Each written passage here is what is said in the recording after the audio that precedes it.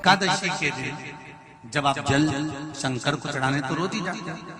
जब एकादशी का दिन रहे और शंकर जी के मंदिर में आप जल समर्पित करें तो 3 बार मुख से स्वधा स्वधा स्वधा या स्वधा स्तोत्र का पाठ, जिसमें 12 श्लोक। दिन में आपने एकादशी दे दी, गीता जी करवा दी, पाठ करवा दिया। शिव का शंकर बहुत ज्यादा बीमार पड़ा हुआ है और बहुत बुजुर्ग है, लगभग 90-95 साल की हैं और शरीर गल गया, शरीर में अब कीड़े पड़ रहे हैं। सिस्टर को बुलाते हैं, डॉक्टर को बुलाते हैं, तब उनको साफ करते हैं, शरीर इतना गल चुका। उसके लिए क्या करना चाहिए? एक निवेदन करूंगा, एक भगोनी में गेहूं रख लीजिए, एक पात्र में गेहूं, जो बहुत बुजुर्ग हो चुकी हैं, कीड़े पड़ रहे हैं शरीर में। आपने एकादशी दे दी, गीता जी करवा दी, पाठ करवा दिया, गौदान करवा दिया, मोक्ष करवा दिया, सब कुछ करवा दिया, तो भी मुक्ति नहीं मिल रही है, तो पात्र में गेहूं रखकर उन माता जी की सीधे हाथ की 3 उंगलियां उस गेहूं में डालकर उनका नाम और गोत्र बोलकर वो गेहूं गाय को खिला दीजिए। पात्र किसी गरीबड़े को, भिक्षुक को दे दीजिए। महाराज 3 या 4 दिन में मोक्ष प्राप्त हो जाता है। इतनी अगर भोग रही हैं तो कर सकती, इतना कष्ट अगर भोग रही हैं कि शरीर गल चुका है, कीड़े पड़ रहे हैं शरीर के अंदर और सारी खाल टपक टपक कर गिर रही है, तो उनकी मुक्ति हो, उनका मोक्ष हो। आज माता जी कह रही थी कि हमने गीता जी सुना दी, पाठ करा दिया, सब करा दिया, पर मुक्ति नहीं। में रहते हैं, मृत्यु लोक का अगर कोई देव है तो वो महादेव है। सोमवार के दिन 5 बेलपत्र, 5 पुष्प, 5 दुर्वा और 5 पात्र जल। सोमवार के दिन शिव जी के मंदिर में प्रातः के समय पर बाबा को 1 बेलपत्र, 1 दुर्वा, 1 पुष्प, 1 लोटा जल समर्पित कर कर थोड़ी देर रोककर श्री शिवाय नमस्तुभ्यम या पंचाक्षर मंत्र ओम नमः शिवाय स्मरण कर कर, महामृत्युंजय मंत्र का स्मरण कर कर, फिर बेलपत्र, फिर दुर्वा, फिर पुष्प, फिर जल, ऐसा 5 बेलपत्र, 5 दुर्वा, 5 पुष्प, 5 पात्र जल तुम रुका जी का नाम लेकर समर्पित कर कर उस जल का आचमन करिए। 5 सोमवार या 7 सोमवार करिए, बाबा गर्भ अवश्य ठहराएगा और संतान अवश्य हो। के लिए मरना जरूरी नहीं है, मृत्यु प्राप्त कर लेना एक सरल विषय है।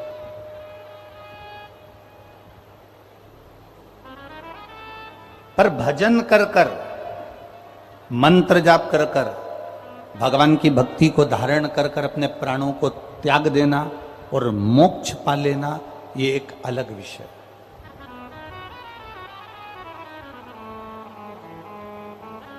ये एक अलग विषय। मोक्ष पाने के लिए मरना जरूरी नहीं है। अगर कोई आपसे कहे कि भैया मोक्ष चाहिए तो मरना पड़ेगा, ना ना ना ना, मोक्ष पाने के लिए मरना जरूरी नहीं है। मोक्ष पाने का सबसे सुंदर तरीका है अपने आप को समझना। हम जो जिंदगी जी रहे हैं, हम जो भगवान की भक्ति में रमे हुए हैं, हम जो भजन में रमे हुए हैं, हम जो मंत्र साधना में रमे हुए हैं, हम जो माँ की सेवा में रमे हुए हैं, हम जो महादेव की सेवा में रमे हुए हैं, हम जो परमात्मा की सेवा में रमे हुए हैं, मोक्ष के लिए मरना जरूरी नहीं है। मोक्ष के लिए अपनी उस चलती हुई जिंदगी में, अपने जीवन में अपने आप को जान लेना हमारा मोक्ष प्राप्ति का साधन बन सकता है। अपने आप को पहचान लेना। गंगा के जल में एकादशी के दिन 7 बेलपत्री डालकर जो नंदीश्वर भगवान अर्थात जो शंकर जी के शिवलिंग के सामने नंदी होता है, उस नंदी के चरण पर गंगा का जल चढ़ाकर बेलपत्री शिव पर समर्पित कर देता है उसके घर में रुपया रुकना चालू हो जाता है, फिर वो गलत जगह पर नहीं जाता, गलत स्थान पर वो धन जाएगा ही। एकादशी तिथि आए, उन दीप को भगवान के सामने प्रज्वलित कर कर 5 दिए अपने दरवाजे के पास में बाहर की ओर रख देता है। उसके घर में कभी रोग, बीमारी और लक्ष्मी की कोई कमती नहीं होती, उसका जीवन सार्थक हो जाता है। जॉब, सर्विस, नौकरी में सफलता प्राप्त हो जाती है, परंतु वो भी एकादशी को ही होता है। तुलसी के 11 पत्ते डाले जाते हैं। कितने पत्ते डालते हैं? 11 तुलसी के पत्ते डालते हैं, और उसको किसी भी नारायण के मंदिर में, राम, कृष्ण, भगवान विष्णु, दत्त आदि जितने नारायण के मंदिर हैं, उस मंदिर में किसी भी पात्र में, एक छोटे से पात्र में उसको भरकर रखी आते हैं महाराज। कुछ देर तक पात्र को रखा जाता है, फिर वही पात्र का जल किसी भी वृक्ष के नीचे डाल दिया जाता है, उससे भी नौकरी के लिए फायदा मिलता है। पूर्व में किया गया हमारा पाप कर्म है, हमने किसी जीव की हत्या करी है, हमने किसी को कष्ट प्रदान करा है, हमने किसी को अपशब्द कहा है, हमने किसी को ताने दिए, हमने किसी को आड़ा टेढ़ा कहा है, हमने किसी को गालियां दे दी है, मात्र एकादशी का व्रत ही कर लेने पर ये सारे जो दोष हैं वो समाप्त हो जाते हैं। से मेरा केवल इतना है, 3 तरह से मरे हुए व्यक्ति को कभी मोक्ष नहीं मिलता। नारद जी बोल रहे हैं ब्रह्म जी से, ब्रह्मदेव, 3 तरह से मरे हुए व्यक्ति को मोक्ष नहीं मिलता। पहला, पानी में डूबकर मरे हुए व्यक्ति को मोक्ष नहीं मिलता। दूसरा, स्त्री के हाथ से मरे हुए व्यक्ति को मोक्ष नहीं मिलता। और तीसरा, सर्प के डसे से मरे हुए व्यक्ति को मोक्ष नहीं मिलता। तो नारद जी बोल रहे हैं जब 3 तरह से मरे हुए व्यक्ति को मोक्ष नहीं मिलता, तो फिर परीक्षित को सर्प ने डसा था, उसको क्यों मिल गया? शास्त्र एक तरफ कह रहा है कि सर्प से डसे हुए व्यक्ति को मोक्ष नहीं मिलता, पानी में डूबकर मरे हुए व्यक्ति को मोक्ष नहीं मिलता, स्त्री के हाथ से, नारी के हाथ से मरे हुए व्यक्ति को मोक्ष नहीं मिलता, तो फिर परीक्षित को मोक्ष कैसे मिल गया? सुखदेव जी महाराज के इस शब्द को, नारद जी महाराज के शब्द को स्वयं ब्रह्मा जी ने स्वीकार करा, और ब्रह्मदेव बोले उसने एकाग्र चित्त, एकाग्र मन और एकाग्र ध्यान से 7 दिन की श्रीमद् भागवत कथा सुनी थी, इसलिए मोक्ष मिल गया। कहा भागवत इतनी रसवान है कि पापी भी सुन ले तो तर जाए, पापी भी सुन ले तो तर जाए। ब्रह्मा जी बोले भागवत तो वो रस तत्व है कि पूरी तो जाने दो, अगर केवल श्रीमद् भागवत भी कान में पड़ जाए, इतना शब्द, कितना शब्द जम के बोलो जरा, श्रीमद् भागवत, इसका मतलब है श्री से तू कहीं भाग मत, क्योंकि वो तेरा पीछा छोड़ेंगे नहीं, मर जाएगा उसके बाद भी लेके जाएंगे तो चिल्लाएंगे राम नाम सत्य। जब वो पीछा छोड़ेगा ही नहीं तो भाग क्या करोगे? क्यों भागा? इतना भी संबोधन सुन लिया श्रीमद् भागवत तो भी जीव तर गया। तो इतना संबोधन श्रवण करा तो मैं तर तो गया, पर यहाँ वर्णन आया कि ऐसा भागवत में है क्या? क्या है? इतना सुंदर कहा है महाराज, मान लो कोई काम है आपका और आपका वो काम नहीं हो रहा, आपने पूरा प्रयास कर लिया, बहुत मेहनत कर ली, और वो काम यदि आपका नहीं हो रहा, तो एक नियम बनाओ, 5 सोमवार, 5 बेलपत्र, 5 चावल का दाना, 5 कनेर का पुष्प पीला,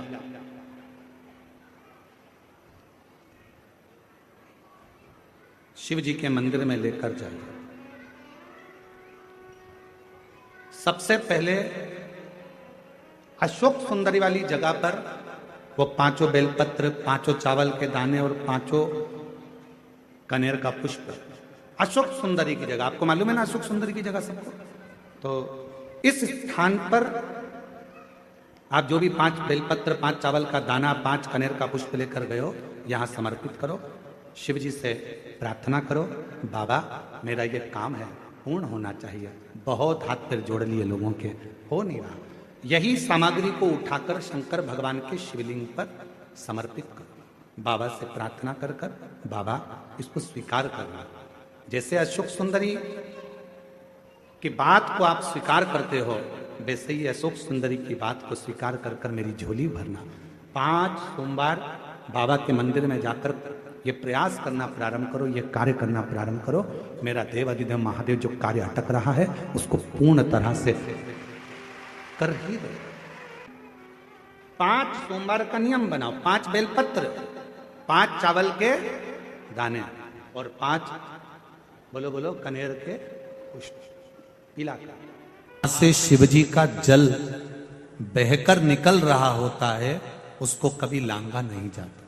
ये शिव पुराण भी कह रही है। कारण हमारे पूर्व में अगर हमने 16 सोमवार का व्रत करा हो, पशुपति व्रत करा हो, करते हैं एकादशी आदि, जब हम शंकर भगवान का जल लांघते हैं तो हमारे व्रत का आधा हिस्सा उसी समय समाप्त हो जाता है। जैसे शिव महापुराण की कथा कहती है, जैसे कामरूपेश्वर राजा जो शिवजी की भक्ति करता था, शंकर भगवान का भजन करता था, कामरूपेश्वर, जैसे कामरूपेश्वर राजा जो शिव की भक्ति करता था, उसका एक काम था, ज्यादा काम नहीं करा उसने, केवल एक काम करा, शंकर मंदिर में जाता, पूजन करता, अर्चना करता और एक वृक्ष रोज लगाता। प्रतिदिन का नियम था उसका एक पेड़ लगाना, एक वृक्ष लगाना। वृक्ष लगाने में उसकी इतनी पुण्याई क्या हो गई कि 33 कोटि देवी देवता उससे मिलने के लिए आते थे। कारण क्या था? वायु पुराण कहती है, पद्म पुराण कहती है, अग्नि पुराण कहती है और गर्ग संहिता कहती है महाराज कि एक वृक्ष लगाने से 100 गौ माता की सेवा के बराबर और 1000 गाऊ दान के बराबर पुण्य प्राप्त हो जाता है, मात्र एक वृक्ष लगाने से। अगर आपने जिंदगी में एक पेड़ लगाया, एक वृक्ष लगाया, उसको पाल पोस के बड़ा करा, बड़ा कर वो पेड़ अगर बड़ा हो गया, वो वृक्ष बहुत बड़ा हो गया, कहीं आपने लगाया और वो वृक्ष बड़ा हो गया। अगर आपने एक वृक्ष लगाया है तो समझ लेना तुमने 1000 गौ का दान दे दिया। ईर्षा करने वाला, उसके घर में दिया जलाने वाला नहीं बचता, ये शिव पुराण की कथा कह रही है। शंकर की निंदा करने वाला, किसी ने कहा गुरुजी रावण शिव जी की आराधना करता था। इस कथा को सुनने के बाद लोगों के मन में शंका आती है, रावण शंकर जी की आराधना करता था, फिर उसके घर में दिया जलाने वाला क्यों नहीं बचा? कारण क्या था? रावण शिव जी की आराधना करता था। एक बार भगवान शंकर सामने आकर प्रकट होकर कहे, रावण लंकाधिपति मांग तुझे क्या चाहिए? रावण शंकर भगवान से कहता है, तुम्हें क्या चाहिए? तुम बोलो। मेरे पास में लंका है, राजसी ठाट है, वैभव है, सत्ता है, मेरे पास बल है, मेरे 10 शीश हैं, सारे ग्रहों को बंदी बनाकर रखा है। शंकर भगवान ने युद्ध के मैदान में राम जी से युद्ध के पहले शिव जी ने रावण से कहा था, कुछ मांग ले मुझसे। रावण कहता है, ऐसे बानरों को तो मैं यूं ही निपटा दूंगा, तुम चिंता मत करो, ये वनवासी क्या करेंगे। शंकर भगवान से कहा, तुम्हारी मुझे जरूरत नहीं है, कुछ तो मांग ले। रावण कहता है, मुझे कुछ नहीं चाहिए। भगवान कहने लगे, अंतिम समय में मांग लेना। रावण कहता है, आप मेरे सामने ही मत आना। बस शिव जी तो इतना खिलवाने वाले थे, जब रावण के प्राण छूटे तब राम जी सम्मुख में शंकर जी के कहते हैं, आपका भक्त है, प्राण छोड़ने जा रहा है, आप कृपा नहीं करोगे? शंकर जी कहते हैं, उसने कसम दी है कि मेरे सामने ही मत आना, नहीं जा। सौगंध निभाते हैं भगवान। पांडवों ने सौगंध दी थी भगवान कृष्ण को, हम अंदर जा रहे हैं जुआ खेलने के लिए, चौसर खेलने के लिए। भगवान कृष्ण आगे आगे चल रहे थे।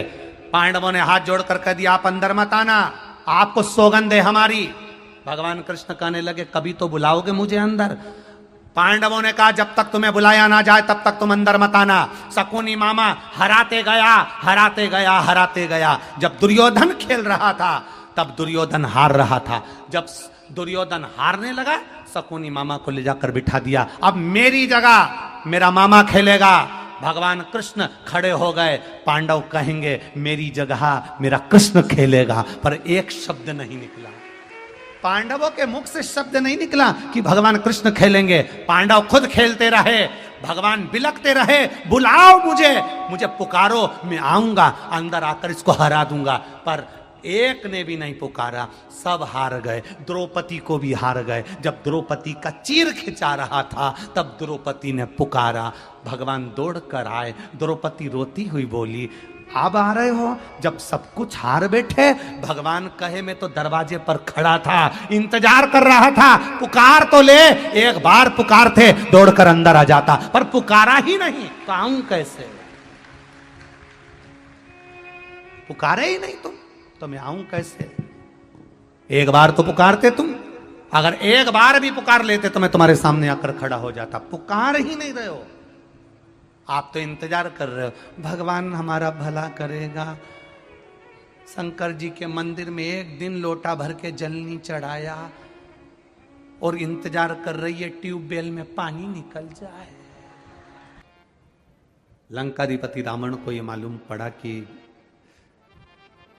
मेरे महादेव के सामने विष का कटोरा गया, विष का पात्र गया, और वो विष का पात्र पीने से पहले उनके नासिका से वो सुगंध उनके अंदर चली गई।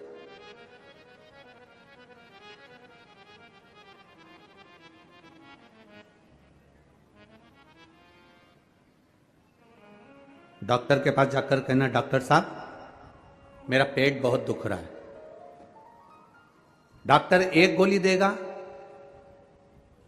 केवल एक गोली दे देगा कि डॉक्टर? जम के बोलो जरा, जितने बैठे हो 1 2 3 4 जितने पंडाल में बैठे हो सब जम के बोलो, दे देगा? नहीं देगा। पेट भी दुख रहा है तो डॉक्टर 2 या 3 तरह की गोली देगा। सिर भी दुख रहा है तो डॉक्टर 2 या 3 तरह की गोली देगा। हाथ भी दुख रहा है, डॉक्टर 2 या 3 तरह की गोली देगा।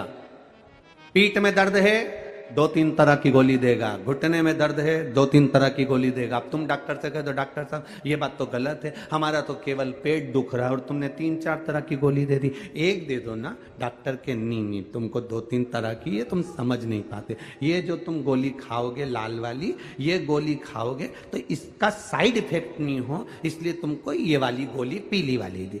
पीली वाली गोली खाओगे तो तुमको ये साइड इफेक्ट ना कर जाए, इसलिए तुमको ये हरी वाली गोली दी। एक गोली के साइड इफेक्ट को हटाने के लिए दूसरी दी जाती, दूसरी के साइड इफेक्ट को हटाने के लिए तीसरी दी जाती है। उसी तरह लंकाधिपति रावण ने सोचा कि भगवान देवाधिदेव महादेव विष तो पी गए, पर महादेव ने जो विष का कटोरा सामने आया और उसकी गंध जो इनके शरीर में चली गई, उस साइड इफेक्ट को हटाया कैसे जा सकता है? तब लंकाधिपति रावण ने देव ऋषि नारद को बुलाया। देव ऋषि नारद से कहा, ये आनंद रामायण का बड़ा सुंदर संवाद है, जरा ध्यान रखिएगा। देव ऋषि नारद को बुलाया और देव ऋषि नारद को बुलाकर कहा, नारद बताओ, महादेव की भक्ति में कुछ तो कमी रह गई है। महादेव भले विष पी लिए, नीलकंठ धारी बन गए, पर उनको जो विष की गंध है वो उनके शरीर में पहुंच गई है। मेरे बाबा के अंदर पहुंची हुई वो गंध कैसे समाप्त हो सकती है? जब उनके अंदर की गंध समाप्त हो जाएगी तो मैं जानता हूं कि मेरी जिंदगी भी सवर जाएगी, मैं सोने की नगरी में जाकर बैठ जाऊंगा। तुम बताओ क्या करूं मैं? नारद जी ने कहा, ये मैं नहीं बता सकता। नारद जी ने कहा, मेरे मित्र तुम रुका जी के पास जाओ। तुम रुका जी के पास देव ऋषि नारद ने भेज दिया। लंकाधिपति रावण तुम रुका जी का भजन करने लगे, तुम रुका जी का स्मरण करने लगे। शंकर का कोई उपासक, शंकर का कोई भक्त, शंकर की चर्चा करने वाला, शिव की भक्ति में जनता को, जनमानस को, भक्तों को डुबोने वाला, शिव के स्मरण में रमने वाला, शंकर के मंदिर में रोज एक लोटा जल चढ़ाने वाला, इसका केवल एक सानिध्य मिल जाए, इसका केवल एक दर्शन भी हो जाए तो समझ लो कि तुम्हारी जिंदगी सार्थक हो गई, तुम्हारा जीवन सार्थक हो गया। आज लंकाधिपति रावण तुमरुका जी का दर्शन करे हैं।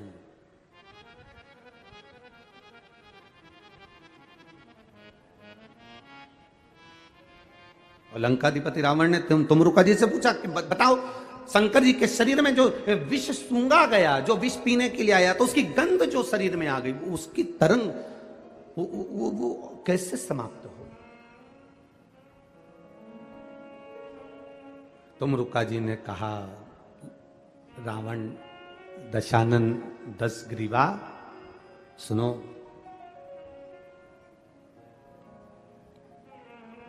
श्रावण का महीना हो, भूलवश में 2 हाथ में अगर गंगा जल हो, शिव को समर्पित हो, शंकर के सुगंध विष की जो गंध अंदर गई है वो समाप्त होती है। जैसे जैसे वो गंध समाप्त होती है वैसे वैसे जल चढ़ाने वाला जीवन में निहाल होता चले जाता है, उसके जीवन में वैभव सत्ता बढ़ती चली जाती है। वैभव सत्ता। हंसते हैं लोग कावड़ यात्रियों को देखकर, हंसते हैं लोग कावड़ियाओं को देखकर। लोग हंसी कर करके अपने अपने फेसबुक आईडी पर, अपने अपने यूट्यूब पर, अपने अपने मोबाइल पर, इंस्टाग्राम पर ये कावड़ियों को देखकर हंसकर इनका वीडियो बना बना कर डालते हैं कि ये पढ़े लिखे नहीं हैं, ये नहीं है, ये वो नहीं है। दुनिया के लोग, ताना देने वाले, अपशब्द कहने वाले कई तरह के लोग हैं जो सनातन धर्म पर उंगली उठाते रहते हैं 24 घंटे बैठकर। कई लोग ऐसे हैं जो सनातन धर्म पर केवल आक्षेप लगाते रहते हैं 24 घंटा। उनके पास कोई काम नहीं रहता। क्या होता है कांवड़ चलाने से? इससे तो घर में बैठे रहो, थोड़ा सा पढ़ाई कर लेना चाहिए, स्कूल का बैग उठा लेना चाहिए। लंकाधिपति रावण ने कहा कि मेरे प्रभु उनके ये विष की जो गंध उनके शरीर में चली गई, वो गंध कैसे समाप्त हो, वो कैसे उनके अंदर वो समाप्ति का हो? तो कह दिया, हाथ में गंगा जल भरा हो रावण लंकेश दशानन 10 ग्रीवा जाकर शिव को चढ़ाया जाए, शंकर को। हाँ,